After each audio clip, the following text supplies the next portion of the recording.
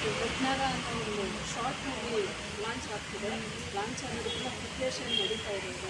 ಅದ್ರ ಜೊತೆಗೆ ಒಂದು ಹೊಸ ಟೀಮ್ ಕಟ್ಕೊಂಡು ಒಂದು ಕನಸುಗಳಿಗೆ ಒಂದು ಹೆಜ್ಜೆಯಾಗಿ ಮುನ್ನಡೆಯೋದಕ್ಕೆ ಇಲ್ಲೆಲ್ಲ ಆರ್ಟಿಸ್ಟ್ ಇದ್ದಾರೆ, ಟೆಕ್ನಿಷಿಯನ್ಸ್ ಇದ್ದಾರೆ, ಕ್ಯಾಮ್ರಾಮನ್, ಅದರ ಜೊತೆಗೆ ನಮ್ಮ ಸಾಹೇಬರಿದ್ದಾರೆ.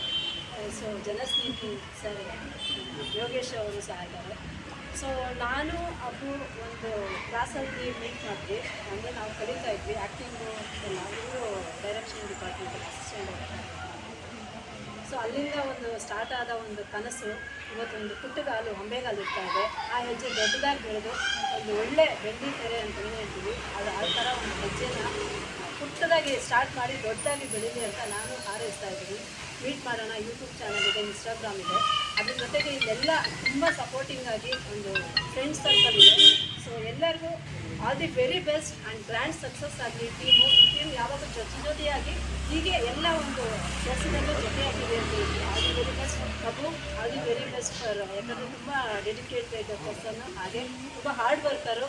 ಆ ಹಾರ್ಡ್ ವರ್ಕು ಇವತ್ತು ಒಂದು ಪುಟ್ಟ ಹೆಜ್ಜೆ ಇಡೋದಕ್ಕೆ ಒಂದು ಮುನ್ನುಡಿಯಾಗಿದೆ. ಈ ಮುನ್ನುಡಿಗೆ ನಿಮ್ಮೆಲ್ಲರ ಸಹಕಾರ, ಪ್ರೋತ್ಸಾಹ ಜೊತೆಗೆ ಆಶೀರ್ವಾದ ಇರಲಿ ಅಂತ ಹಾರೈಸ್ತಾ ಇದ್ದೀನಿ. All the very best.